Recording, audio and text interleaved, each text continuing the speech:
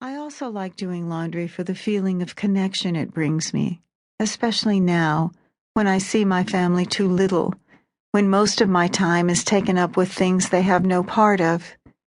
With my hand on Maggie's skirt, I can see her small, keyhole-shaped knees, the sliding-down socks she wears, the nearly worn-out sneakers she won't let me replace.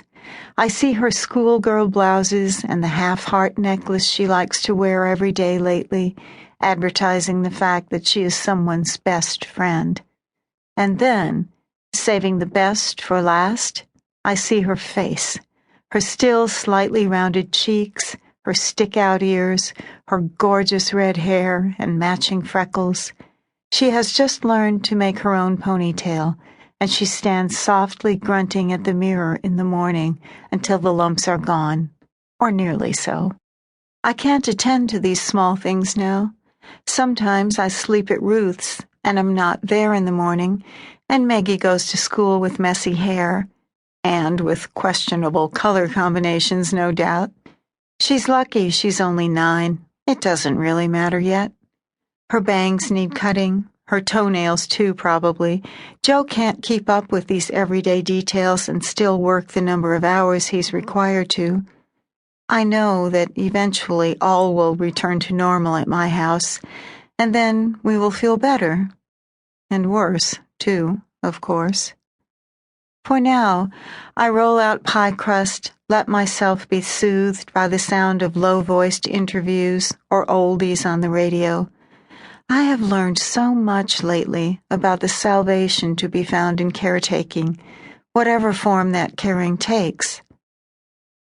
Today, while I was rushing around the kitchen making dinner at 7:30 in the morning, Maggie asked, "Is Ruth your only best friend?" "Yes," I said, surprised at the evenness of my tone. "Oh," she sighed softly. "I'm sorry for you, Mommy." "I know you are." "Was she always your best friend?" "No." "Did you have one before her?" "I guess so," I told her, and then sent her off to school. And then I thought about Carol Conroy. The first time I made a promise with my whole heart, it was to Carol Conroy, and it required me to take care of her rabbit, Ecclesiastes. Carol, who liked very much the sound of words she found in the Bible, was leaving our small New England town to visit Disneyland for 10 entire days. My jealousy was mitigated somewhat by the importance of the task she had assigned me. "You have to feed this rabbit and change his water every day," Carol told me solemnly. "And on every 3rd day, you have to clean up his poops. It's not too bad unless he gets sick, but you have to do it, even if he gets sick. Now promise." I stood up straight and promised with my whole heart. I could feel it straining with earnestness, because I loved Carol Conroy in the way that 10-year-old girls do love each other, with a fierce, raggedy flame, destined to go out. I vowed to do everything she said, unless I died. Ecclesiastes did get sick, maybe because of some licorice I fed him, and I ended up having to clean his cage several times a day for 4 days straight. The rabbit's illness only endeared him to me. I didn't resent him.